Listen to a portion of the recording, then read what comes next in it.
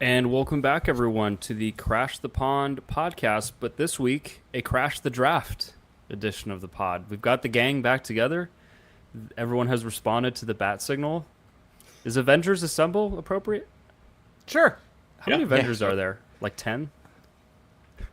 What Probably more. what phase are we in? We're the OG Avengers. What was about it? that? 4? This is I think way it was above 4. my head. Was it 5? Damn it, Pat. There was- Out-nerded me.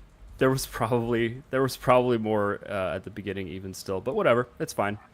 I'll say Jake is Captain America. How about that? Ooh, I'll take it. Wow. Seems fitting. Okay, who is who? Now you have to assign someone to everyone. Damn, I have to commit to the bit. Who is Thor? Thor, I don't know. I'll give that to Connor. How about that? Because you're a gym guy. Gym guy. take So that. we'll go Thor. That went straight to the ego. Thank you, Felix. I'm looking at. I'm trying to find out the actual lineup here of original You've got Avengers. Iron Man. You've got Hulk. Hulk. I think those are the only two left, right? Patrick's Okay. Iron Man, Hawkeye. Felix is Hulk. Hawkeye. Yeah, Hawkeye. I'll give Iron Man to Pat. Hey. Because you've got the intellect, but also the armor. And I'll give myself Hulk because I can't control my emotions. There we go. Perfect. It's really worked out perfectly. There we go. Yeah. So today- you just keep nitpicking. Yeah, just nitpicking myself. That's what we do here. But so today, fun show for you all. We're going to do a little bit of a Ducks check-in because this does remain a Ducks show primarily. But then we're going to do our first mock draft. We're going to go down to the Ducks slot, and we're also going to do a few different things. And it should be a lot of fun. So strap yourselves in. But let's start with a bit of a Ducks check-in here. So Ducks are at 70 games played. There are 12 games left in the season. Jake, since I know you're going to be a little bit less vocal the rest of the way, I'll Okay. give you the floor here. What is your assessment of just this recent stretch from the Ducks? Oh man, I'm down bad. Down bad. Let's see. Nashville, I'll give them this. The Nashville game they played very, very well in. I think that showed what they can do when they get out on transition. I think the second and third period were really, really good there. That game was fun. It also had the fun quote from Trevor Zegras. I don't know if you guys saw this about the fact that the Bongos, the Bongo national anthem. Yeah. Whoever Yeah, approved that first off That was an all timer. That was an should- all time Tigers quote. Whoever approved that Bongo national anthem should definitely get some questioning. But that threw them off the game. But that was a fun one for them where they were generating a lot of chances. But yeah, I mean Carolina did not look great. Dallas did not look great. This team, it feels like they are who they are. They are who kind of we've said they are throughout most of the season.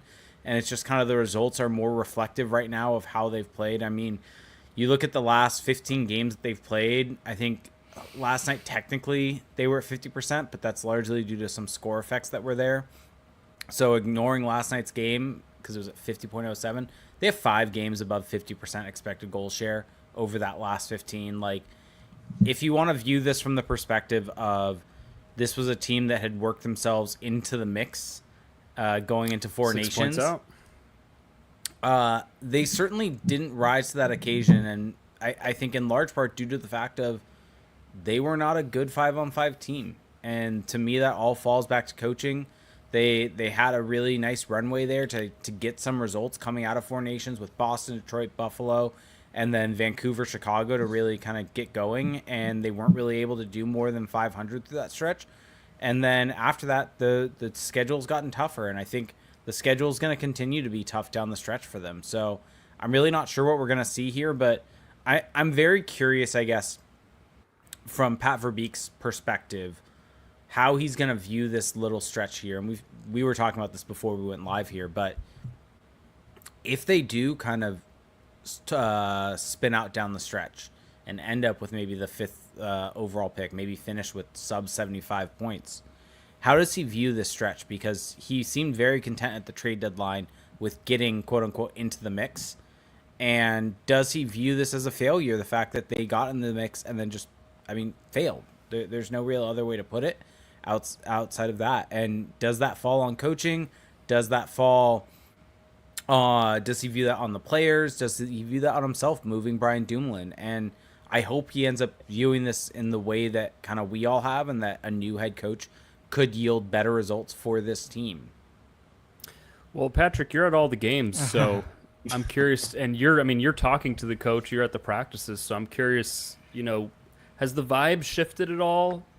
Since that trade deadline, where it felt like, okay, we are in the mix, and we're kind of going full steam ahead with Olin Zellweger. Like, how have things been on the ground level?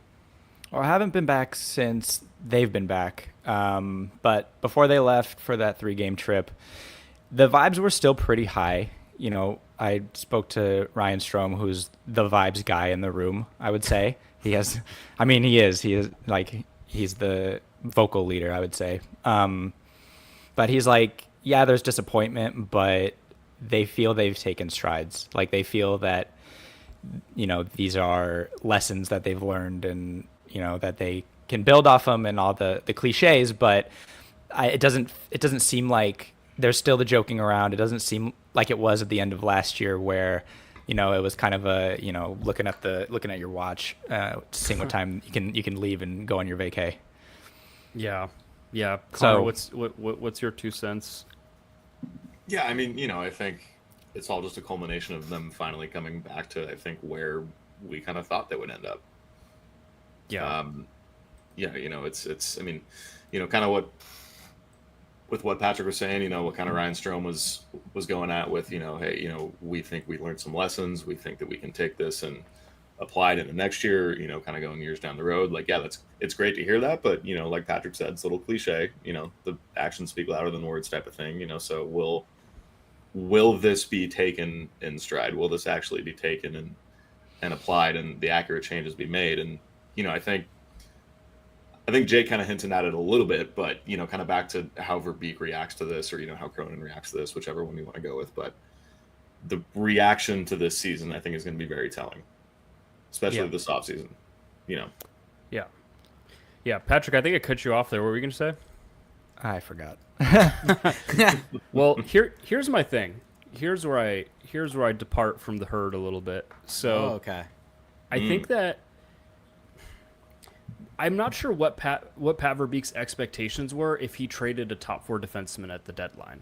Like, if he really wanted to push and believed in a push, wouldn't he have just kept Brian Dumoulin and lived with not having Herman Traff in the pipeline? Like, I feel like that was a bit of a not a tell, but sort of a signal that, okay, we've made it this far, but now we're kind of just going to live and die with what we have, and we're not necessarily pushing all in to go and chase down this wild card spot. Because, like, hell, if the Ducks wanted to have chased a spot, they could have added. I mean, they could have gone out and gotten pieces. They could have kept Brian Dumoulin, and instead, like, pardon the pun, but they stood pat. And I wonder if Pat Verbeek is, which I think could be negative in a way, because Pat Verbeek is just going to look at the stretch and be like, well, yep, that's what I expected because I left it up to the kids, essentially. On the flip side, he could view the stretch and be like, well, okay, I threw the ball in their court. I left it up to them to really make this push and to take the next step. And they includes the players and the coaching staff, just came up short. I mean, and Pat Verbeek has even been vocal about the special teams, saying that the Ducks might be in the playoffs if they just had average special teams. I mean, last night against Carolina, the power play goes 0 for 6, and there's never really been a sustained stretch of special teams success this season at all. So I just wonder what his intentions were going into this final stretch. Jake, what your reaction to that? Yeah, it was perfect timing, because I was actually going to jump in. That the only thing I think about there is that I think about kind of his comments post-trade deadline, right, where he had mentioned that he went into the locker room after the deadline and said that he was on that Devils team, right? And they went, 9-0-1 or something down the stretch to be able to make the playoffs, and talked about how they have all these games in hand against teams that they're fighting with, whether it was Vancouver, or they haven't played Vancouver since then, but the St. Louis, the Utah, St. Louis again. Like, these are games that they're playing against teams that are ahead of them. And the fact that since the trade deadline, I don't think they lost both games to St. Louis, and they lost to Utah. I think I'm trying to remember, but they beat the Islanders, right? And they beat the Predators twice. Yes. Those are the only wins post trade deadline, right? That sounds like it might be wrong, but like your point is not enough. wrong. Like Yeah. it's the games where they've had an opportunity to make up ground against direct competitors. Outside of the one Vancouver win, those are the games that they've come up the shortest in. Yeah. And one thing I wonder about now, kind of taking a bigger picture view, where does this team go from here? I think that going into the off season, I have a hard time believing that this team can just run it back. I was watching Radko Gudas last night, just looking lost defensively. I'm watching this bottom six, particularly the fourth line, just being a whatever fourth line. I'm watching some veterans that aren't bringing a ton, and it just feels like I don't want to say serious surgery, but significant changes need to be made this offseason. I'll just throw it to anyone who wants to take this, but what are you looking for the Ducks to do this offseason? Like, what should be priority number one on the grocery list? I will let Pat or Connor go, because I just spoke. So if we're talking about roster, Yeah, roster. roster, then it's a bona fide star, point producing, all star, caliber top six player. I think that's the guy. We talked about this a little bit at the end of last year. I think when you bring in someone like that, it kind of slots everyone else in a more appropriate position within the lineup. So if you bring in a top six right winger or a top line right winger, it shifts everyone down just one more peg. And it's like, oh, now, Frank Vetrano is a delightful third liner. Brian Strome's a good third, bottom six center winger, whatever. So I think it just sets the lineup up a little more advantageous to get the most out of these guys. Yeah, Connor, what's your spin on that? Yeah, I mean, it's hard to disagree with Pat there, I think.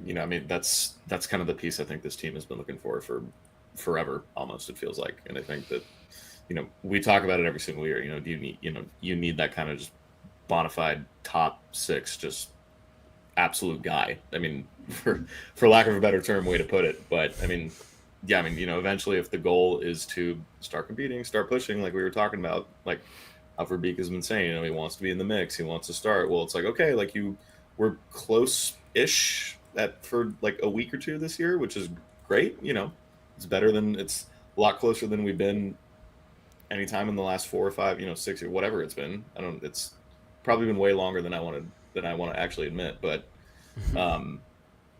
yeah, I mean, you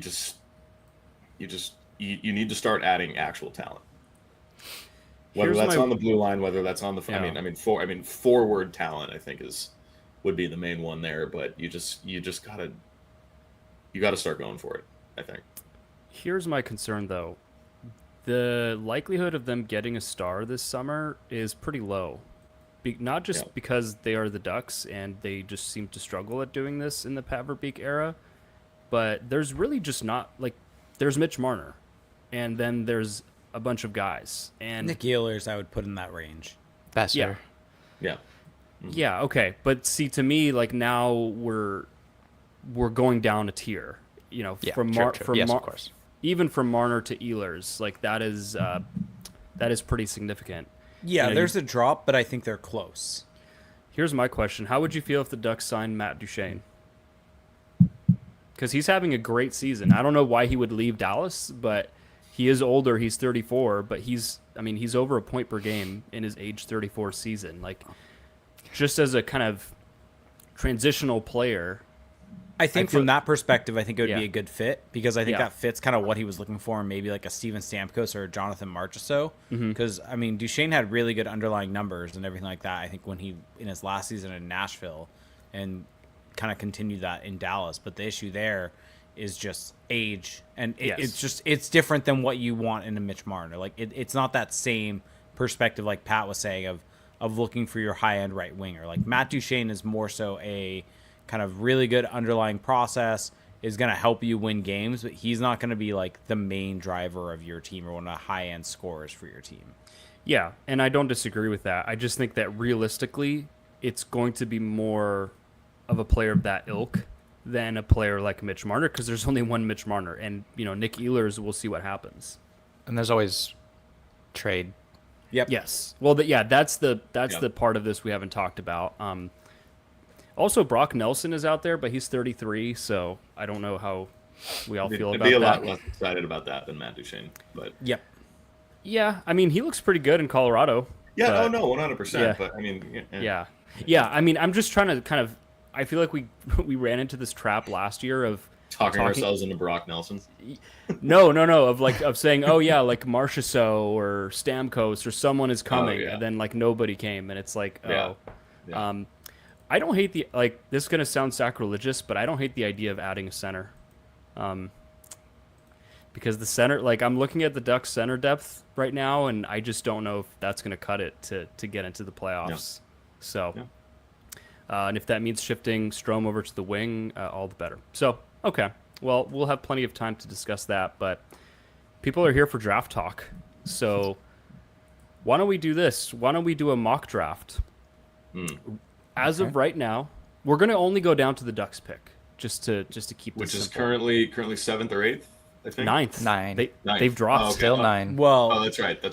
yeah, because Okay. Take-a-thon goes off points percentage. Yeah, Okay, and that's right. the Bruins have lost 6 in a row. So the Bruins are doing their damnedest to move up the standings here, if you will. That's yeah, gonna be weird. That's gonna be weird seeing Boston in the top 10. Boston, Pittsburgh, be both really in the weird. top 10. The That's Ducks, gonna be- the that's Ducks gonna be drafting potentially behind the Bruins was not on my bingo card to start the Yeah, season. yeah. and like if you had told me that, I would have been like, oh, that must mean that the Ducks had a great season. But no, it just means both had a crappy season. Yeah, Pittsburgh at 7. Here's my question. I mean, this is maybe too speculative, but do we think both Pittsburgh and Boston make their picks? Is that Yes. a for sure thing? Yeah, I think they both finally do. I just I don't know about Boston. They haven't really picked this high in such a long time, and I feel like you can't.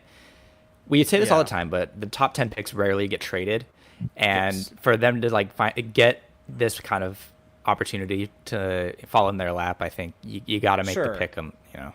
Yeah, I would- guess I'm more of the opinion with Boston. And it's possible they do that, but Yeah. I think if there's ever a team to trade a pick in the top 10, it would probably be this Boston Bruins team looking Yeah. for added talent to their roster because, like, they still have Pasternak, they still have McAvoy, they just signed Swayman. Like, I Yeah. think they're looking for essentially to try to pull what Washington did over summer and be good next year.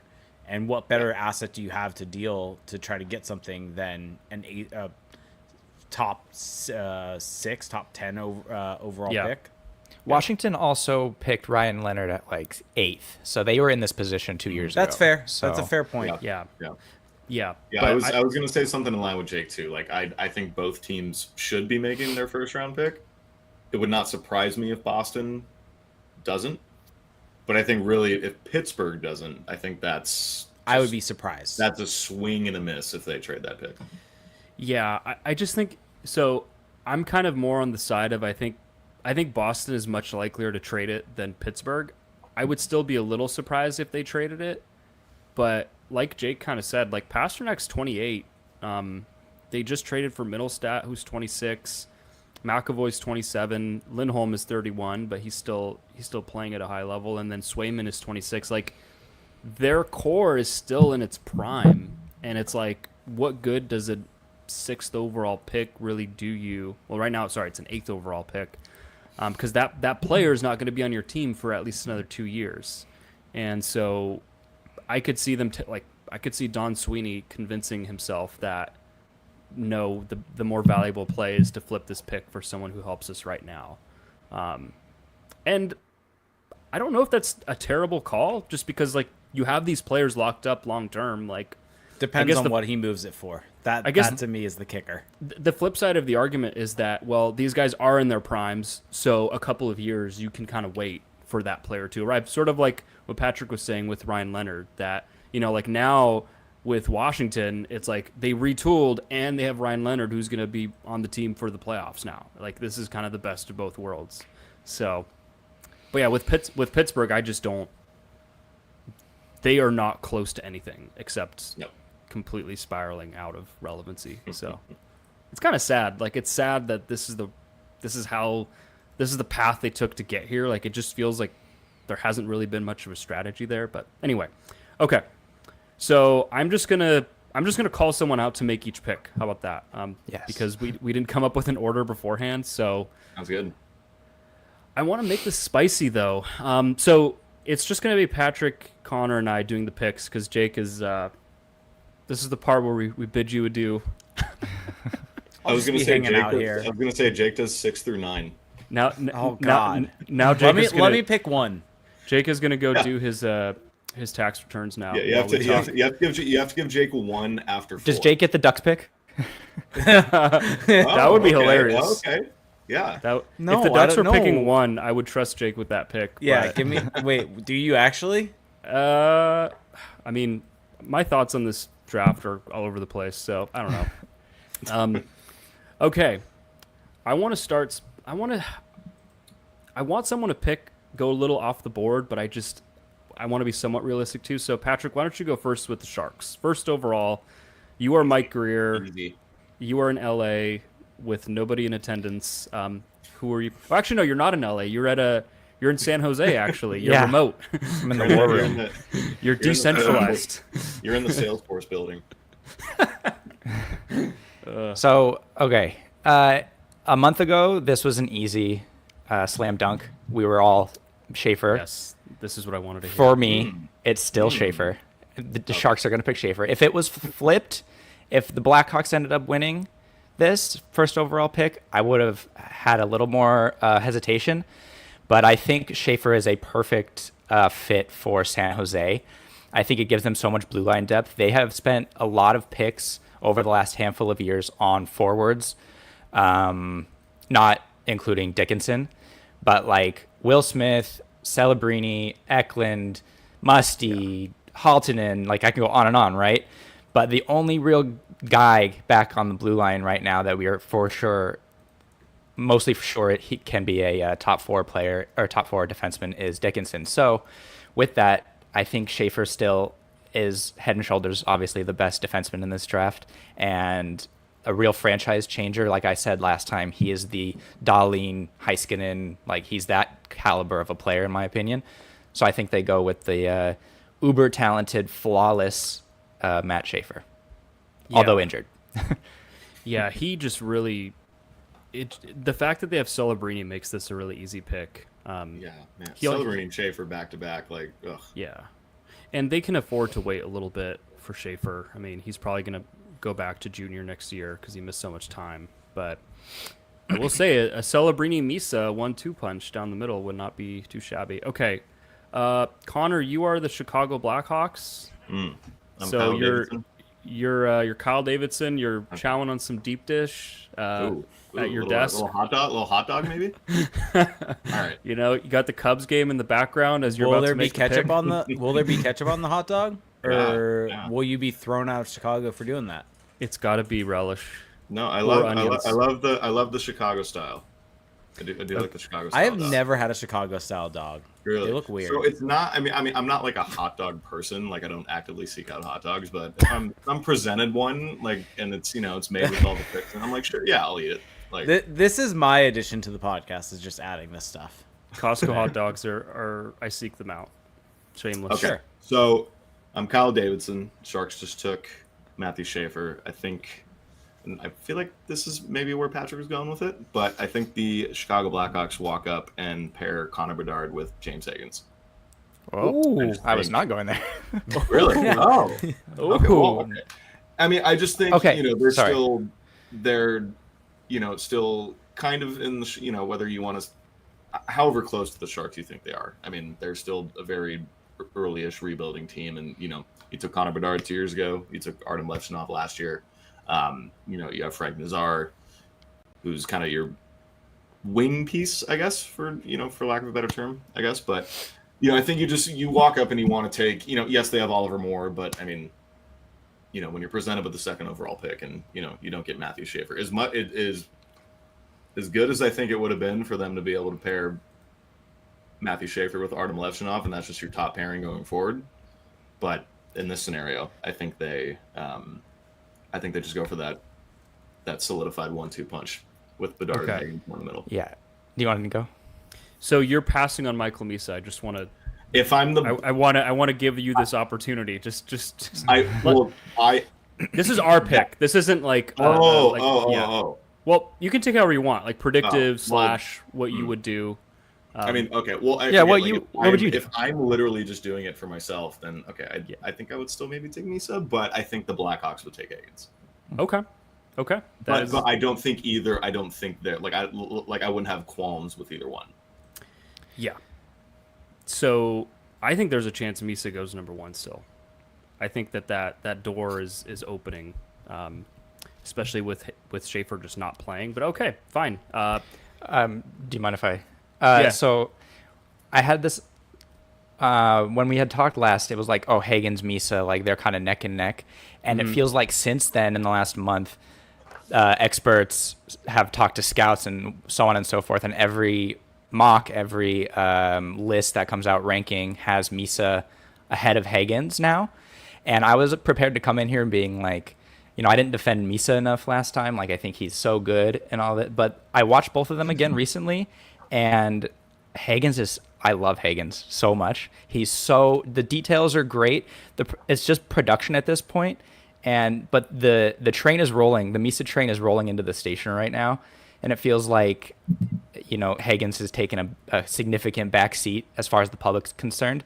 But yeah, if I'm ranking right now, I'd have Hagen's ahead of Misa. That's my guy. Yeah, it's interesting because this is a sidebar, but people want to hear about these players, so we'll lean into it a little bit. The thing with Michael Misa to me is that he's a very polished player. Like he's very good in the details of the game. He's so good along the wall. He's so good at protecting the puck. He's so good at getting open for shots. He's a very smart playmaker. He's got a great shot, and I've caught a lot of flack in our prospect channel in Discord for bringing up the fact that this is his 3rd year in the OHL. Like, for some reason, this is like a demonic take that has offended people, but it's fine. And I do think he benefits from that a little bit, like the comfort of being on the same team for 3 years. The Saginaw team, I believe, is really good. They, at minimum, have a lot of talent. Whereas Hagen's has transitioned to a new level, going to college hockey. And I will say, I watched their game where they got bounced by Northeastern, and I watched his shifts, and I feel like he doesn't really mesh with Ryan Leonard and Gabe Perreault. Like, everyone wanted to say this was like a perfect spot for him, and they don't really seem to have a lot of chemistry. And I don't know if that's a reflection of him, if that's a reflection of them, or what, but it is interesting. And so when I'm comparing Misa and Hagen's, I'm kind of with Patrick, where I think Hagen's just has a bit more dynamism to his game. I think he's got a bit more flash and a bit more skill, whereas Misa is just like very, like, he's going to play in the NHL next year. I'm pretty confident. Like, he's just so physically there. Whereas Hagen's, I think, still has that kind of runway to build on his game, but he has the skill there. I'm curious for your guys' take on this comparison. I'm sorry. Higgins versus Misa. Who do you think has the higher upside? I have a tough time with upside. I just Well, like let me phrase it a different way. Who do you think has the higher like skill, just pure skill ceiling? Hagens, so I think I'd say Hagens. Yeah. I see Clayton Keller when I see him, and I know it's like, oh, he's just the NTDP guy, but like that's what I see. You know, the details two-way. It's it's play building. It's like you said, dynamism. I mean, it's the IQ with that guy, and with Misa, I feel he is benefiting from being there for a third year. You know, the point totals are impressive. It's just like when you watch him, and it could be the Cutter Gauthier thing last season when it was like he kind of looked like he was floating, but then would kind of just all of a sudden score 2-3 goals. Yeah. So that's kind of what I feel like when I'm watching Misa. And but that's a skill too, anticipation, being in the right spots and all that. I just prefer Higgins as a player because I just like his overall game. Yeah. I like the pace of Hagen's game more than Misa. Also, another critique I've seen of Higgins is he's not great along the wall, that he kind of crumbles under pressure. And I haven't watched him enough to like really get into that level of detail. Whereas I know just from watching Misa, he is great at that. He is great at puck protection. But I think that is something he can build. Like the stuff that he already has, harder to learn, harder to develop that. But puck protection, strength along the boards, like he's still kind of lanky, whereas Misa looks really developed. Like I think I could see Higgins really shoring up that area of the game, and then all of a sudden all the options are open to him because he's got the transition, he's got the strength. Anyway, so interesting debate. We'll see. But I do think that right now, at least the currents are a bit more in Misa's favor. So, okay. Well, I'll be the Nashville Predators. This is great. So my decision has been made for me. I can I can run up to my computer and message the NHL that I am picking Michael Misa, and I think that Misa for the Preds is just a no-brainer. He gives them. I mean, this is kind of perfect because he gives them a player who can play for them next year, where they have a team that is very pot committed salary-wise for the present. So you kind of check both boxes where he can help you right now, and he can help you, for the next 10 years. So perfect. Misa at 3. Okay, so and Buffalo. I think Nashville has needed that 1C, that top 6 center for however long. Have they ever had it? No, Ryan that's Johansson the thing. is probably the closest they got. Yeah. Wait. So Patrick's committed. Misa's a center. Yes. Yes. especially in Nashville. It's official. Yeah. Yeah. There we go. Yeah, no, I mean, I think that's the perfect storm. If that's how it shakes out in top 2, Nashville ends up at 3. I think that's the perfect storm. Felix, Felix, you touched on it perfectly. He can, they're kind of a cap-strapped team, cap-laden team, however you want to put it. But he could, he could just walk right in next year and make however much of an impact he does. But, like you said, I think that's a no-brainer. Very interesting. I mean, honestly, I would not mind this outcome for the top 3 because I do think Higgins. Yeah. I know that people are going to say, "Oh, well, you can't have 2 under 6-foot centers. No Stanley Cup has ever been won with like whatever." But I don't really view Higgins as an undersized player. Like that's just not how he plays. Anyway, okay. Patrick, why don't you go at 4 with Buffalo? Yeah, this is a slam dunk. This is Porter Martone. He, like Misa, I think he's in that tier of the most NHL ready. I think for Buffalo, they can take a little risk here just because their young players, their pipeline of young players are so deep. But I think that there's a very clear, at least right now, top 4, and Porter Martone seems to be the consensus 4. And he's not as flashy as I would hope, or as he's not as fun to watch, but he does the NHL things. He wins board battles and he competes and gets to the front of the net and finishes. So that is a slam dunk pick for Buffalo, and I think it's a perfect fit. Yeah, he fits into their mix really nicely because they have so many smaller, skill guys, and he's a 6'3", 200+ pound wing with a great shot and puck protection like that. That is a great mix right there for Buffalo. Okay. Connor, do you want to be the Flyers? Do you want to make the Flyers pick? I will, but let me clarify really quickly. I'm doing what I would do, or I'm doing what I think the Flyers will do? I feel like I should. Because these are going to be 2 very different answers. Why don't you give both? Okay. So I think what I think the Flyers will do, I think it's the most obvious thing ever. I think the Flyers would be the Caleb Desnoyers team. Yeah. It's just the most It's the most Flyers pick, most Flyers player, I think, in the top 10. Mm-hmm. I think that's obvious. And I also don't think that that's completely out of the question either. It's not a bad pick. I know none of us really don't agree with you know, in this last month, how much of a boost Denwaya has gotten. I think me personally, I like him as a player. I don't think I don't think he should be in the top 5, top 6 conversation, but I just think that is just a Philadelphia Flyer in a nutshell, and that might be the least shocking pick you could see in the first round. Okay. Let alone the top 10. Okay. I think what I would do.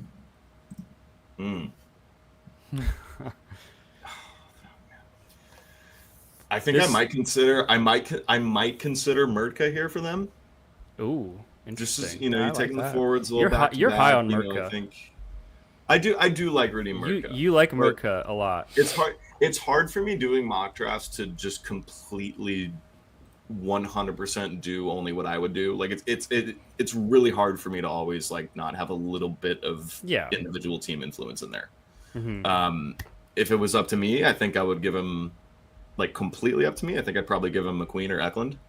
Ooh, yeah. But I think Murka fits. You had Michkov 2 years ago. You take Jet Luchenko last year. I mean, I know those are 2 completely different calibers of player, but I think for a team who's not necessarily, I don't think you'd call it a rebuild, but they have an okayish amount of pieces there. I think on the back end, you add that very coveted, really strong defensively, big right shot D that always gets a bump up on draft day, like we talk about every single year. I just think that could be something that would make sense for them. But like I said, I'd be okay with Mirko there for them. But I think if I had to just pick of my own ilk, probably Roger McQueen or Victor Eklund. Okay.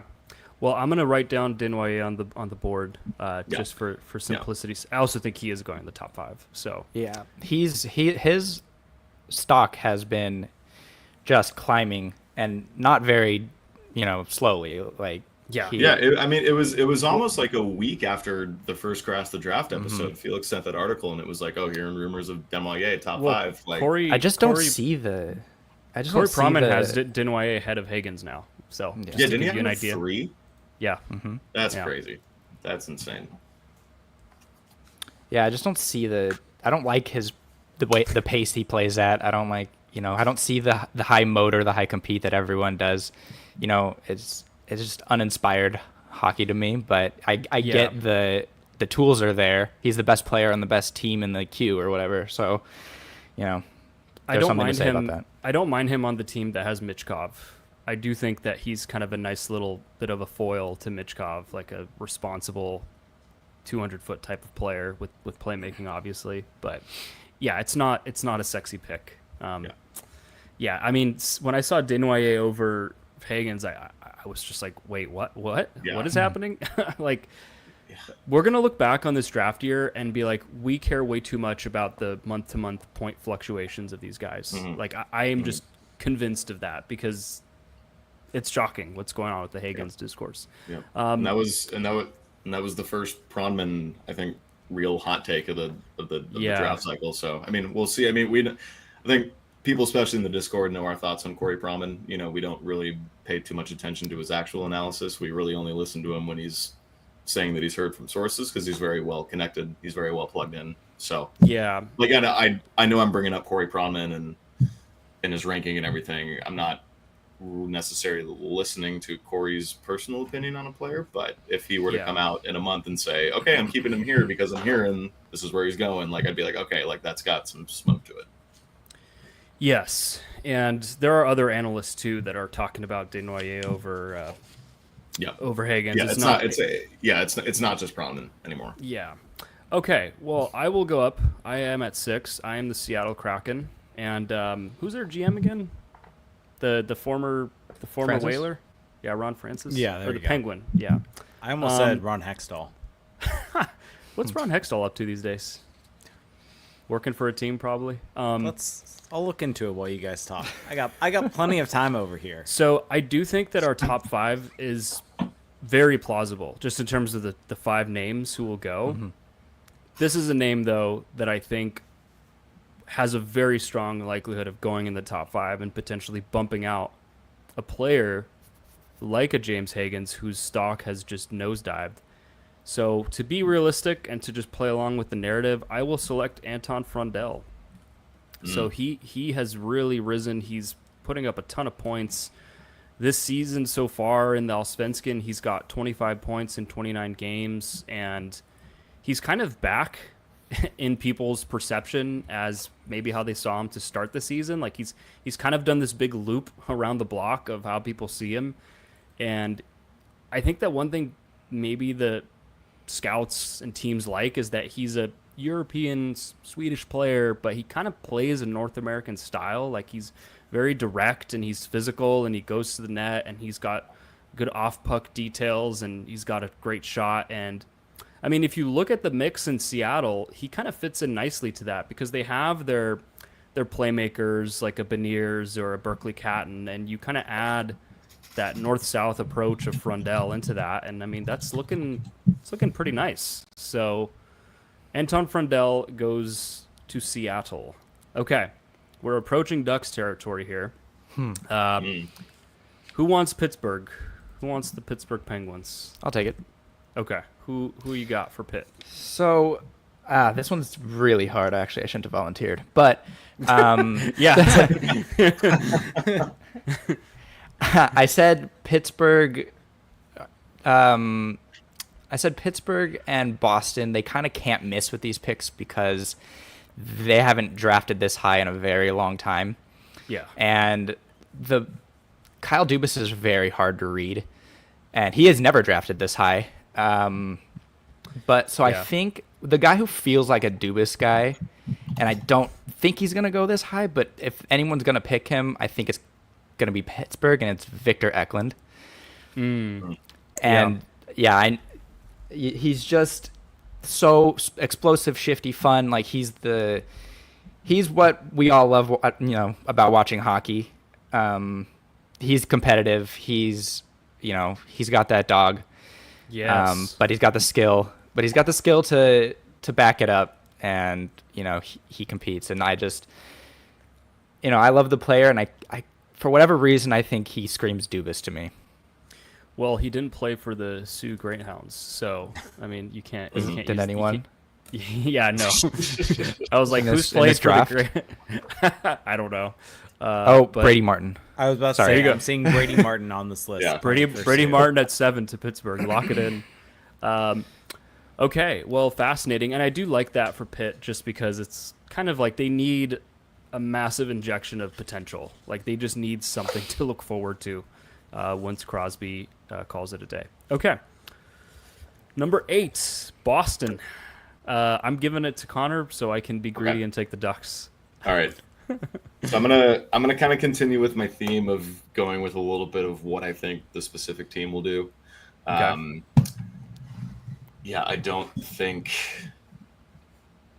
I think Roger McQueen's too fun for the Bruins to take. I don't think that happens. So I think I'm between two guys for them, but I think oh man. Oh, interesting. Well, I also my question with Boston is what is their timeline? Because that's also they have. We were talking about this pre-pod, but they have a core that's in its prime, so you don't want someone who's like 5 years away. Yeah. That is a good point. Yeah. Yeah. Well, okay. Well, I mean, if we're gonna kind of run with that angle, let's just assume that's not what they want. I think they go Lyndon Lakovich. Okay. I like that pick for them. I mean, look, we're talking about the Bruins. Their forward group, however good you think it is currently. Like Felix said, in their prime, they also have a prospect pool that is just a barren wasteland. I think is probably a nice way of putting it. So yeah, I mean, you really can't miss here. I think, like Patrick said, for the Penguins, you just kind of need a bunch of everything if you're talking about, just from a straight pipeline building perspective, but also, if you want someone who's going to be here a little bit sooner.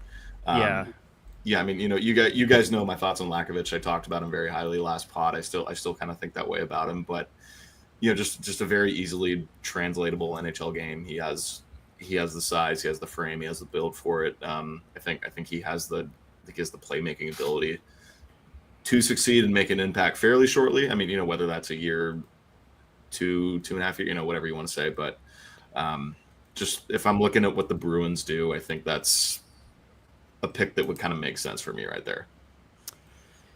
I do think that he fits into kind of their mix where you can see him in 2 years coming in and playing on a line with Pasternak and feeding him the puck and making plays. So should I say who the other player I was considering was? Who is it? Patrick's gonna like this one, but it was Jake Murtka? O'Brien. Jake O'Brien. Yeah. It was Jake So O'Brien. Boston, That's you a get a Boston. guy named O'Brien. That's a very Boston pick. Shocker. Okay. Well, I am Pat Verbeek. So I won't make any jokes. I thought Jake was Pat Verbeek. Oh yeah, sorry. I'm gonna put on my glasses since I'm Pat Verbeek here. Those are not big enough glasses. Yeah, they're not large enough. Okay, I'm gonna take This is hard. With what we've already decided, this is a little difficult. I'm gonna take a predictive approach because I feel like in recent years, I've done better with the Ducks predictions than I have at like just picking on my own volition here. So I think that here's what I wonder about. Here are the names that I'm considering. Here are the names that I am considering and that I think one Pat Verbeek would be considering. Number one, Roger McQueen, because 6'5", he has not filled out that frame at all, but he is a forward with insane potential, and you know how the Ducks feel about guys with potential. They love those guys. Yep. They love guys with raw physical tools. Like Beckett Seneca was exactly that last year. Another guy with physical tools is Radim Murtka, who is 6'6", 198 pounds. Does not have that same offensive potential though, and we were just talking about earlier in the show how the Ducks really need an injection of talent. And maybe the Ducks see it as Beckett Seneca is going to be that, and then they're going to cobble it together in free agency. Maybe that's their approach. They look at their right side and they think, well, Trouba is not going to be here forever. Gudis might not be here next season. And adding Murtka on that right side with the Tristan Luneau, that just gives you the beef to kind of just that mix. I could just see them looking at that mix and being really happy with that. I'm thinking about pairing him with Minchikov, and that's Orzel or Lacombe too. I mean, it's kind of you can kind of take your pick there, but yeah, like you put Murtka with those guys, and it just feels like the mix is now set. Like all the ingredients are there. You've got your big play killing. It's basically like what Salayev would have been last year in a way, like not the same player obviously, but. You're adding your size that they don't have elsewhere. And then the third name is Jake O'Brien. So a Jake, just pointing that out. Love it. And I do think, so Jake O'Brien is a center in the OHL, 98 points in 66 games. And he's kind of a weird player because I don't really see him as, he's like the opposite of Beckett Seneca, who's all about the highlight reel plays.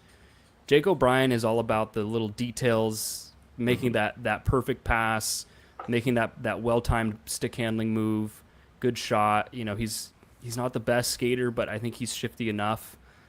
And he's a right shot. And he kind of reminds me a little bit of Troy Terry in a way. And I could see him really fitting in nicely into the Ducks forward group because I feel like he'd just make everybody better. I'm looking at Corey Pronman's list right now, and he has the comparison for him as Elias Lindholm. Okay, interesting. I don't hate that. So I think those are the three names that would be here. I just don't think a guy like Jackson Smith, a left shot D, is like they have too many of those guys. So I will make a pick, and This is my realistic pick. I don't see them drafting Roger McQueen. I feel like they're at a point where they would like someone with a little bit more certainty, because they've drafted their upsidey players. So I will draft Jake O'Brien. That is my pick at number 9. Now your reactions to my shocking pick at number 9 as Pat Verbeek. So I don't hate any of those players. I think I'd have the same 3. My want would be McQueen. I would assume they do their research as far as that injury goes. He's had 9 points in 9 games since returning. It's like it's not a disc injury. It's more on the vertebrae, like I don't know the actual bone, but it's a stress fracture. But if there's a team, like I said this with the Sabres earlier, that can make a risky pick, I think it's the Ducks, just because they're so deep and their prospect pool is just loaded. So and they're at this point in their contending window or rebuild that you know what I mean. They're at the point in their rebuild where they need to make these steps, and they have all the guys in the NHL already that they can go out and take a flyer on a guy who could have the most upside of all of them. But, again, that injury. And then Mertka, you mentioned Salayev. I think he's what you specifically, Felix, wanted Salayev to be last year, as far as what was that? Well, Salayev was a sensitive subject last year. He was my original. He was my original. Like, this is the guy I'm just out on versus right, consensus. because his offense, you just didn't believe that he could ever get to NHL average puck moving ability. Might have been harsh, but Yeah, well, you were quickly in on him, but then you were almost just as quickly out on him. That's how I move, man. What a time to be alive. Move quick. Regardless, Mertka has that potential to get to, he has better puck moving ability than Salayev, and he's right-handed and big and has almost as good of a shutdown potential, in my opinion. And like you said, O'Brien is the guy that everyone thinks Desnoyers is. Like, he's the he's the competitor, he's the detailed guy. Yeah. He has the critical playmaking skills. When I say critical, I mean like that the Hayward likes to say moment of truth. You know what I'm saying? Like, yes, when I know what you mean. Defenseman, you get the defenseman to pressure you, and then you make a nice little slip pass between them. Like, yes, he has that ability. So I think I like O'Brien, and I'd be happy with any of these guys. Yeah, I kind of have the same thoughts there. I mean, kind of back to, Patrick's point about Desnoyers or O'Brien. Going back to the first Crash the Draft episode, I kind of mentioned how Desnoyers kind of reminded me of what I thought of Marco Kasper in his draft year, and talking about how like he does a lot of things right, but doesn't have that one sort of or two sort of things that really just kind of bring you out of your seat, kind of perk your eyes up a little bit, but. O'Brien has that a little more playmaking, a little flashier. He still does a whole lot of things right on both ends of the ice. I think I like him better than Desnoyers. I think there's more. There's more there with O'Brien, and I was later to the O'Brien party than I think obviously Patrick was. You were pretty early on him, and I think a few others were in our prospect talk in the Discord. But I think that'd be a completely fine pick for the Ducks, and it would make a ton of sense.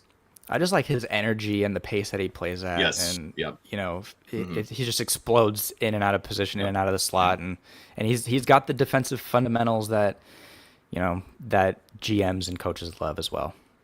Yep. You know who he kind of reminds me of is Nick Suzuki a little bit.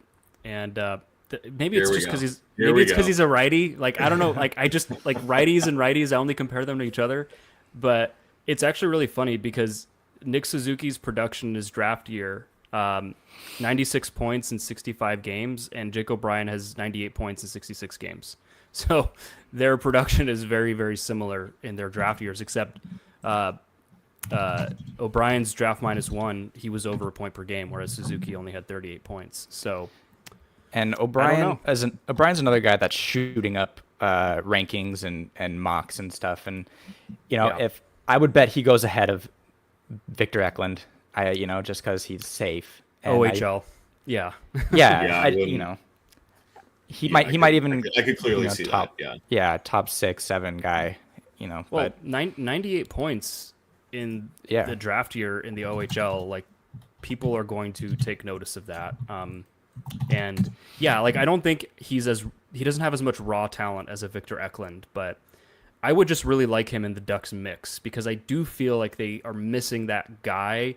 Like, Troy Terry is that guy right now, but there's only one Troy Terry on the team. And like with Zegras and McTavish, like they haven't really proven to be those guys yet. And then Leo Carlson's kind of on an island right now.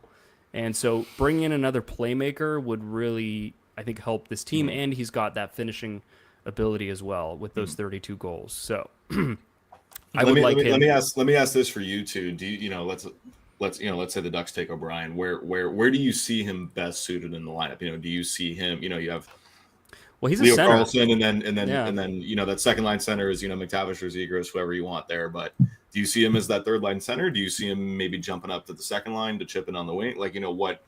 What would you see for O'Brien there? Because I think he can be a versatile player, but kind of back to that thing, where's he going to be the most beneficial? Where's he going to help the other players on his line succeed the best? Well, so in my head, he's a winger on this team, because in my head, Trevor Zegras is a center on this team, but that very much remains in my head. That is not a thing that exists in reality. That's why I gave that Mick Zegras. That's why I gave so Mick Zegras. McTavish. Yeah. So realistically, I think what will end up happening because of his draft pedigree, as kind of the shiny new toys, I think it would be Carlson as your 1C and O'Brien as the 2C. And then you can just do whatever you want with McTavish and Zegras. You can put them at the wing or have McTavish be the 3C. I'm just trying to be realistic here. Zegras' days as a center with the Ducks feel over. So, it would make sense for them to do it that way. But I'm curious, Patrick, how you see that fit. As far as first line, second line, third line, it doesn't matter to me. My thing is build a top 9. First line doesn't matter. Second line doesn't matter. Just roll 3, have a fourth line. Yeah. That's not the way the NHL works. I get it. But O'Brien's a center. He does the center things. He's really good in defensive zone coverage and supports and all that good stuff that we love out of centers. And then, Zegras is the winger. That's just what he is, That's his fate. And then it depends on how they want to, whenever this, roster comes to fruition, it just depends how they want to construct it as far as, do you want a bona fide superstar, just potent top 6, or do you want a more balanced top 9? And but either way, O'Brien's a center, probably a second line center. I wasn't really trying to order them. It was more for me, it's a question of center or winger, and I think that if you're drafting him, you're drafting him to be a center. And I think what's really interesting about that is that now you have a true 2C. And again, I'm just using these as simple placeholders, but you have a 1-2 of Carlson and O'Brien. And now you can really put Zegras and McTavish in different, you can kind of play around with where they go, and you can have Zegras be with, I think Zegras and O'Brien might work really well because O'Brien has some off puck to his game. McTavish could work really well with Carlson. So you could mix and match or go the top 9 approach and have McTavish be your 3C. Sidebar, but I'm curious, do you guys think that Mason McTavish can be a second line center on a true contending team? Or I should say a top 6 center, to avoid the ordering. Yeah, I think so. Okay. Yeah. A good one though? Yeah, I mean, Sam Bennett was a Stanley Cup winning second line center. Okay, but Chandler Stevenson was a second line Stanley Cup winning center. Okay, you're taking the easy way out a little bit, but okay, I don't mind it. I mean, it's not really the easy way. It's fair. Yeah. It's fair. I mean, he can. It's how he's deployed. It's who he's put with. Is he put in that situation to succeed? Then yes. If he's not, then no. I know that's kind of a cop out answer too, but I just really as far as just his ultimate ceiling this season has started to concern me a little bit, because for me it's the skating that just doesn't seem to be translating. He's not very fast and he's not very quick. It's hard to be a top 6 center when that's your skating. He makes up for it in other ways. He's certainly a top 9, even a top 6 forward. It's just that the center position, the way the Ducks play, requires a lot of skating.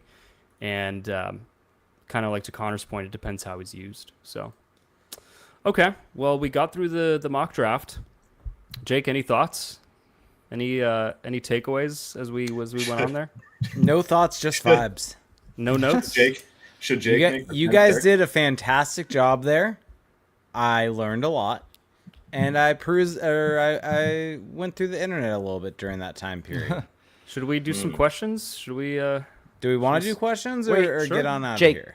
Oh, Well, you just Yeah. heard us talk about O'Brien, Mertka, McQueen, and I who's your think pick? I think Eklund's going to be there.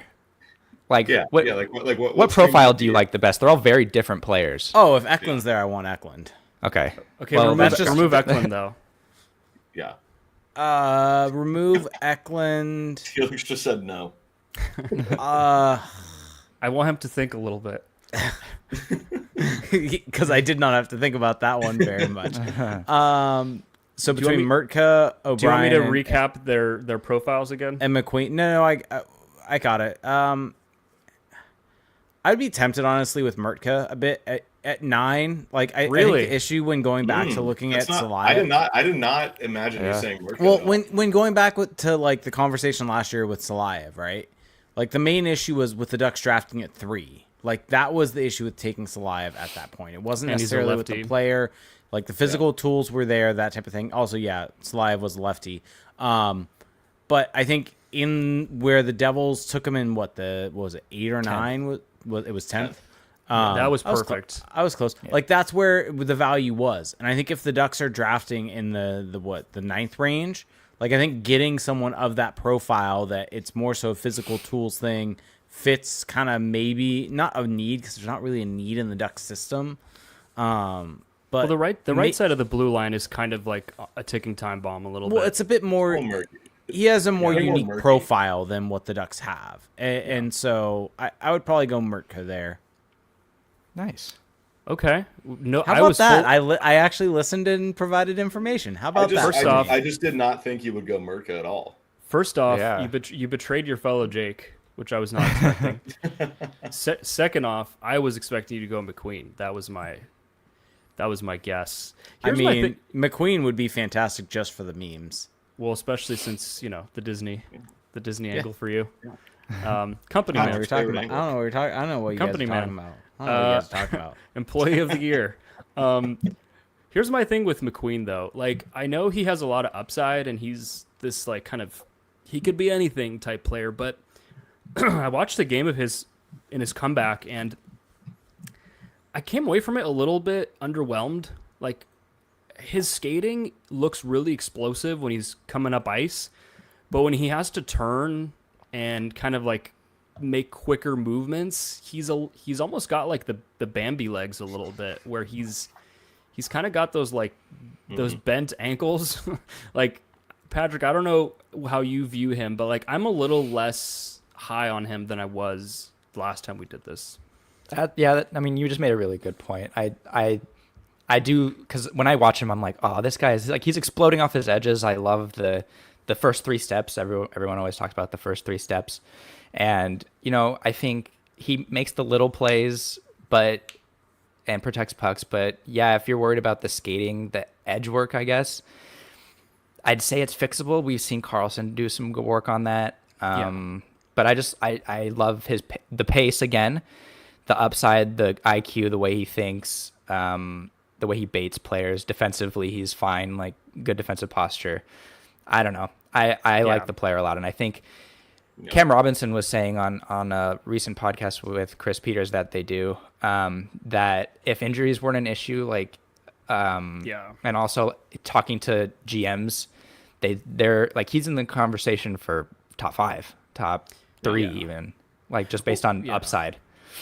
It's also hard to judge a player in their first, like one of the first games back. It's like that's true, why too. I was trying to be like not too harsh on him. But because like when he's out in space, he's got like the fact that he's got those hands in that shot at that size. It's like whoa, you could certainly work with this. So if the Ducks drafted Roger McQueen, and in 2 years he's on the Ducks and he's filled out his frame and he's kind of strengthened his ankles up a little bit, like he's a franchise changer. I mean, McQueen and Carlson down the middle is, I mean, that could be a super weapon. Can I change to McQueen then? Well, that's why I was like expecting you to go McQueen. And if he wears number 95 playing 3 miles from boy. Disneyland, Oh boy, I just watched Cars 3 Wow. today with Luke. Like, oh, good time. Yeah. Which, Yeah. no, his number should just be a lightning bolt, just no number. No, 95 was a great shout from Pat there. Yeah. McQueen on this team. Jerseys would fly off the shelves. Yeah. Oh, Oh, man, think I'd about get the one. branding opportunities. I really wonder where he'll go. I really. Anaheim. Now is I'm that- fully on board. Yeah. They might. Is They that- might. Is that the story of the top 10 where McQueen goes so far? Is that Yeah, kind of that I'd say timeline? so. I do think he's a bit And of where an X Higgins factor. goes. Yeah, well, that too. But I mean, the one that people are most unsure, like where there's a Oh, large disparity of where. Yeah, he yeah. goes. I think the WHL playoffs are really going to affect where he goes. So Roger McQueen is this year's Russian. Well, it's like Beckett Seneca last year almost, where he Yeah. like midway through the season nobody was talking about him, and then all of a sudden he just got on a rocket ship. And, mean, A month up to the draft, not a lot of people were talking about him going that high. and then I mean, hell, look at his reaction to being picked number 3. Like, he wasn't expecting it. Like it wasn't until maybe like you a should have couple seen weeks. You should have seen me and Jake's reaction at the brewery we were at. Like, Yeah, Well, he was the guy. He was the forward I expected them to take. I was actually not surprised, but is that a, No, is I that a wasn't humble either. brag? Yeah, I thought it was him or No, Bouillon. I mean, not surprised that it was made. Just more so like, oh wow, like they actually did it, type of thing. yeah. It's crazy because that draft. Now we're on a tangent. Whatever. It's but fine. honestly, like my opinion on this last year's draft has changed so many times over and over already. But I still think that Seneca at 3 was a fine pick because if he hits, which it's looking like he probably will at a decent percentage, like he changes that forward group entirely. Like, because it's like you guys were saying earlier, like they need more talent. They are not good enough as presently constituted. And you put Seneca, again, he's basically another Terry, like just to make it easier in people's minds. You put it, you clone Terry and you put him next to Leo Carlson while he goes and the other real Terry goes and babysits Ryan Strome. Like you're cooking. So The real, I love how you put that. The real. Terry. yeah. So yeah. But like for example, like a guy like Bouillon, I think would have been a fine pick if they had done that, which it sounds like they were considering him pretty highly. So anyway, questions? Yeah, let's just we'll hit the ones from Discord, and then we'll probably get out of here with the time that we're at already. So for those of you listening to this on your favorite podcast services, or on watching this on YouTube, or watch this on Twitch, whether live or recorded, you can find our Patreon at patreon.com/crashthepond, or if you support us at the $2 tier, you get access to our Discord. So we're going to hit these questions. So Shake and Wing said, do you miss you some Nick Bonino? Yeah, kind of. I've never watched him play for the Ducks, so I'm hot potatoing that one away from myself. I like Nick Bonino. Yeah. Was he a third line center Yeah. for this He team? was What was like that? What was that? fringe In between it was second and Bonino- third. Okay. I'm trying to. What was that 13 or what was that 13-14 line? It was Bonino. Was he on the 4th line that year? Let me ask you this: He was not fourth line that year. if you had to guess Nick Bonino's career high points as a Duck, what would you guess? 34. I was going to 34. say 32. Okay. Patrick? 40? Okay, so I just want to lock these in. So Yeah.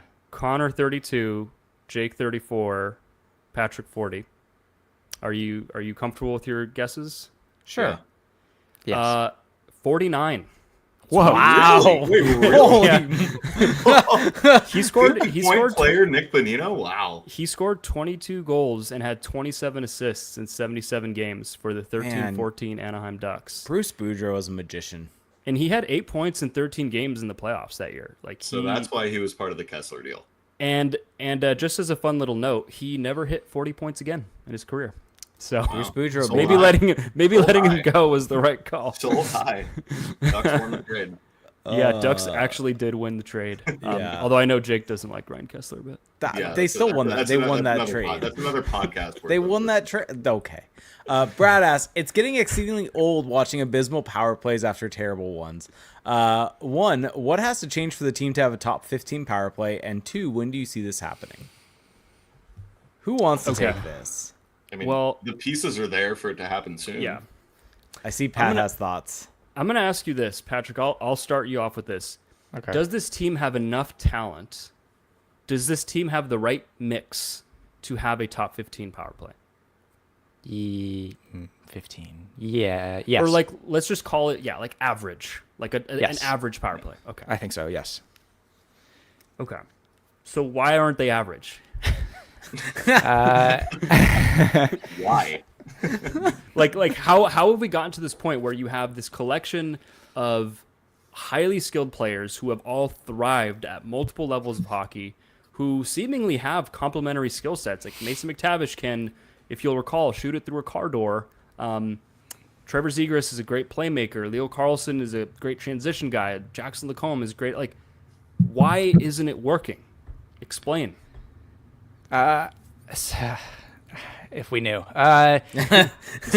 For Take a guess. If I were diagnosing, I think the players could stand to have a little more freedom and creativity within the structure. I think they are very.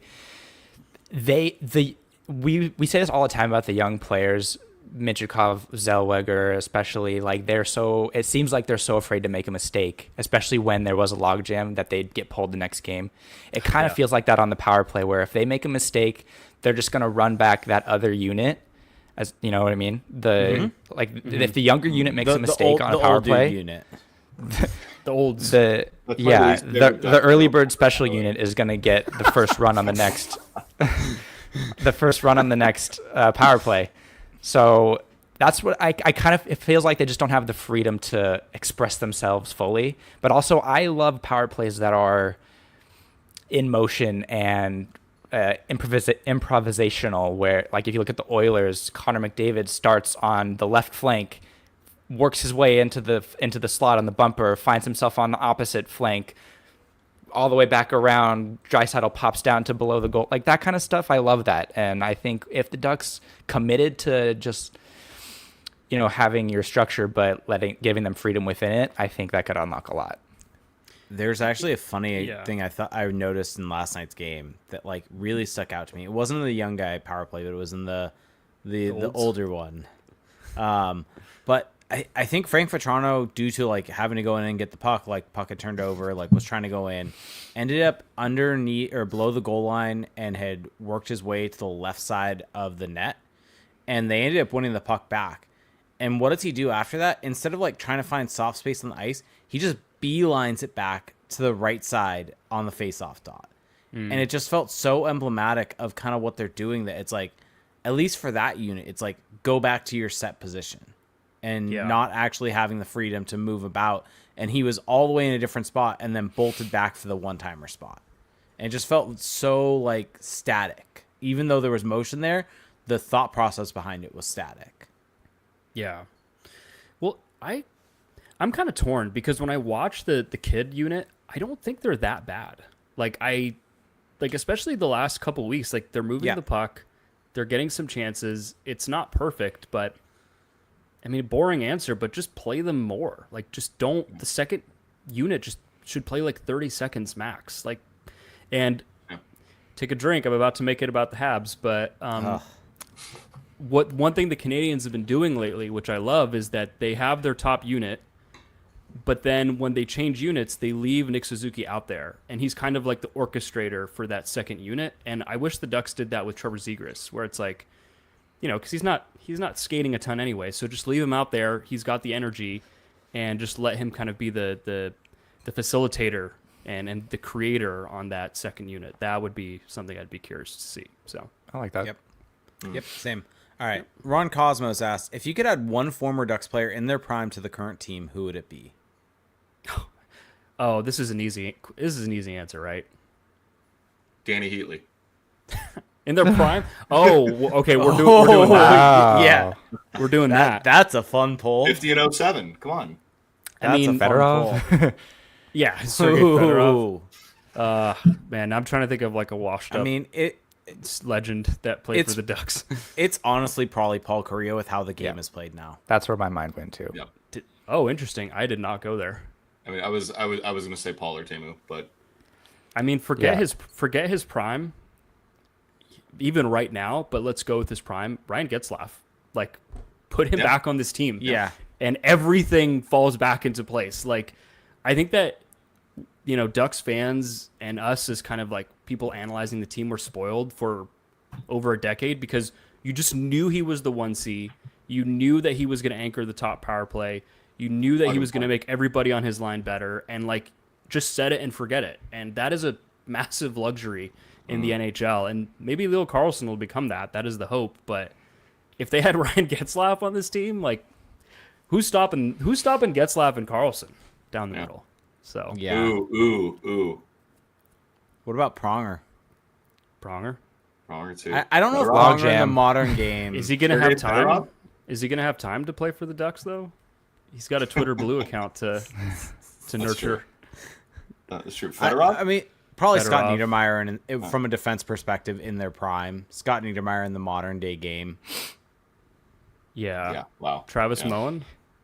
Can I just say, if Paul Correa had been born in 2000 instead of 1977 or whatever, like with the modern training, modern technology, no clutching and grabbing, like this guy would be so sick in today's Yeah. NHL. Oh yeah. Like he No Scott Stevens. top 5 winger, like Yeah. unbelievable. Yeah. Like he was made for this NHL. Yeah. Not the one Agreed. 20 years ago. Who is the Agreed. modern day Paul Correa? Who's his closest comparison in just thinking today's about that. game? Is it Jack Hughes? Is Jack Hughes a good comparison, or because Jack Hughes doesn't really have the shot that Correa had? I don't know. That doesn't Nylander? feel right. That doesn't feel right. I'm But just trying to think better? of a very shifty, smaller center or winger. Sorry, Fast. just fast forward. Oh man. Yeah, I don't know. I'm surprised there were no votes for Teemu Solani. I mean, because in his prime he was Yeah. quite the goal scorer. Well, I said Korea or Temu. Okay. Yeah. Okay. Yeah. Temu's there also. Yeah, but Korea in this era would be Yeah. a monster. Yeah. And it's a That- bit of a shame. I think that's why we went there. But Andy Mion said, do the Capitals coach and GM end up winning both the Jack Adams and Jim Gregory General Manager of the Year, respectively? Yes. Yes. I don't know if they win GM of the Year because who's their GM again? Is it Kirkpatrick or Patrick? Dude, we do this every time. He wasn't the GM that made all these moves, Their GM is like anonymous, and it is Chris Patrick. and he did not make all these moves though. Brian McClellan. Oh my god, that's right. Wow. Brian Right. McClellan was still the GM when all those moves were made. Does Brian McClellan win GM of the Year? He's I don't know. obviously just I mean, like, just look at the standings. Like, it's always the surprise team. Like, if the Blue Jackets make it, I think Dean Evison probably wins the Jack Adams. Yeah, I could see Spencer Carberry winning the Jack Adams though. Travis Green for Ottawa could be in that mix. Probably will be in that mix. I don't I'd almost say it's already locked in for Carberry, but Yeah. I think he makes sense as the favorite. I mean, hell, if the Blues make it, Jim Montgomery. I think if the Blue Jackets make it, that's the only thing that would upset Carberry. But if the winning Caps it. win President's Trophy, But I think with that's everything fine. that's happened with the Blue Jackets, yeah, true. Yeah. Yeah. Also, like the Capitals roster is much, much better than the Blue Jackets. So all I'll say is But- this: if the Canadians make it, it's got to go to Marty St. Louis. I don't care about anyone else. It has to. Look at their Ro- roster. Felix is gonna say robbed if he doesn't. I mean, I'm sorry, but if the Canadians make the playoffs, which is a more than non-zero chance now, he has to win Coach of the Year. Otherwise, there's no point in having the award. If There's they a make it. lot of good candidates this year. Sure. Don't care. Like, he will be the best candidate if they make it. I mean, you guys saw the quote I texted you today, like that he said. I rest my case. So, okay. All right, probably move we'll get on. 2 more questions here, and then we'll get on out of here. Brad said, "Who are your 5 best post 1950 NHL players, excluding goalies?" Would a goalie crack that list? Hasek? Hasek is the one that would come to Okay. mind. Is Wayne Gretzky in the? I'll just go through the all-time scorers and I'll just throw names at you guys. Gretzky. Yes. Wait, okay, so are we doing like best? What do you mean Like best? our Like favorite, greatest or, like, ever? who Is you this think like, is the or is it top? most talented? Like, Yeah, is Connor I McDavid was available? going greatest. I was going greatest ever. Greatest? Yeah. Okay, well, I That's like what I like my mind Patrick's went approach to. better. I do too. Yeah. Let's just go raw talent. Okay. Okay. Forget the Sweet. points. Mark Messier, you are out of this conversation. Oops, sorry. Okay, so Connor McDavid has to be in. Connor Yes. McDavid is number Yes. 1 to me in this conversation. I'm putting Mario? Sidney Crosby in here. Yeah. Oh yeah. Crosby Yeah. has to be in there. Crosby. Mario Lemieux has to be in here. I Yes. think Okay. so. So we have one more then. 2 more. Who's the 5th? Oh, Gretzky. Gretzky, I think, is there. Are we still putting in Gretzky? Yes. Because the Yeah. pure talent aspect does change this a little bit. Yes. Yeah, I'm putting Gretzky in there. Okay. Yeah. Who is your 5th? Do you put Ovechkin in Bobby Orr, I was about to ask about Ovi there. there? Bobby Orr, Nick Lidstrom. Lidstrom. Oh, yeah. This is getting challenging. I'm looking through names. Alex put it- McGillney. Does a defenseman have to be in there? Does Scott Niedermayer make it in there? No. I thought about Niedermeyer. I thought about him. It's, Oh, man. it's Lidstrom or Orr if it's a defenseman. Yeah. Yeah, it's just probably- just so it's it's not probably all Orr. forwards. Let's put a defenseman in there. I Bobby feel. Orr. Probably Bobby Orr. But Bobby Orr retired in like 1960 something. Yeah, yeah, is this that is right? He only Yeah. played like Yeah. 10 years. yeah. We only played like 9 or 10 seasons. He played. What 8. about Pavel Datsuk? No.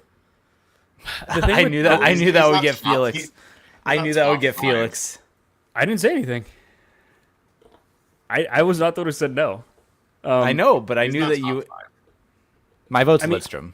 I mean, the thing with Datsuk is on talent, but like the talent never translated to monster point seasons. And at a certain point, that kind of has to matter. Yeah. I mean, boring answer, but I think Prime Ovechkin. I think that's probably the pick. Right? I say Lidstrom. I appreciate defense. I'm fine. I'm wait, fine. question. With Question for Kale McCarr. I was gonna go there. Kale McCarr or Quinn Hughes if we're using the Connor McDavid argument here of So Jake's just gonna say best as Jack being Hughes. talent. No, I'm not. But Quinn Hughes or Kale McCarr, do they make their way into this list if you're just talking about most talented players? Man. See, this is where I kind of hate these conversations. It's like, yeah, players today are just better. Yeah, There were no that's skill what- coaches in 1960. Yeah. Probably, Carbon fiber sticks and Yeah. probably Yeah, all Ovi though. I'm good with Ovi being there. Joe Thornton. There's been a lot of great players. There's been a lot of good players. I will go Ovechkin though, because he's going to be the greatest goal scorer, and I mean he was unstoppable in his prime. So Yeah. All right, can we'll tell end with a that. prospect question from Doom Turtle King. Will Cameron Schmidt's height be his downfall? yes. I mean, probably. Yeah. Yeah. I don't know who that is. So I don't either. 5'6". You know, or I'm whatever impressed he with is. both of you. Oh, He ironically plays for the Vancouver Giants. Oh, that's funny. But yeah, 5'7". he's That's right. Yeah, I never thought about that. That's right. but yeah, he's the prototypical like fun, bouncy, just guy who's all over the place, super skilled, and weighs about $125. So So he's the undersized guy that everyone on Yeah. Twitter is gonna say should go top 10, but won't. Is that? He'll probably is that go in what the it is? second round. He's the Byron Bader guy. Hey, you said it, not me. I did. Oh, I know. I said it. Friend of the show at one point in time. Don't know if that's still true. Oh, you know who's a name for top 5 pure skill? Ilya Kovalchuk.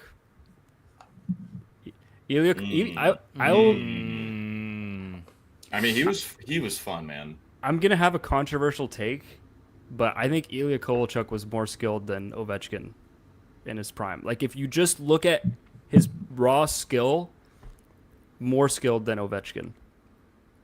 Like better hands, like just a I don't want to say a better shot, but like his wrister was just like more visually appealing. Because Ovi is just like he just rips Ovi's it just a and- powerhouse. yeah, like I didn't realize this, but I watched this interview about goalies talking about his shot, and like the way he shoots it, the puck like knuckles. Like he just rips it on net. Like there's not that like Matthews, Bedard like kind of fancy Release and- slingshot. Yeah. Yeah. So, Just straight power. but yeah, I mean, hell, Draisaitl might be in this conversation. Anyway, that's enough of that. That's the kind of topic that will get me going forever. Okay. Are we good on questions? Yep. All right. Well, this was fun. Hopefully, the listeners will have gotten something out of it. Jake O'Brien, there you go. Or Roger McQueen or Radim Murtka. Jake, where did you land ultimately? I don't remember. Okay. Eklund. He switched. I think he named all three. He said Mirka, but we talked him into McQueen, I think. Yeah, but I started at Eklund Right. when provided that option. Ooh, Okay. Yeah. 2 more names for top 5, just because I can't get past this. Oh God. Nathan McKinnon, just raw talent. In there, in the mix. Nikita Kucherov. No. Wow, that was pretty Harsh? decisive. I'd be It's- curious. This is like for hockey a IQ, Kucherov, yes. this is like a this would be a boring show, but like if you could draft an 18-year-old version of all these players today and for like the way the game is played now and yeah. moving forward, I think that's a fascinating conversation and one I kind of have in my head all the time. Like the Paul Kariya thing I talked about earlier. Like, what if he was born in 2007 and in this draft? Like that, you know what I mean? Yeah, I mean, With then- today's technology man. and training and all that. I hate that you His said name that, would Pat. not be Paul, I can tell you that.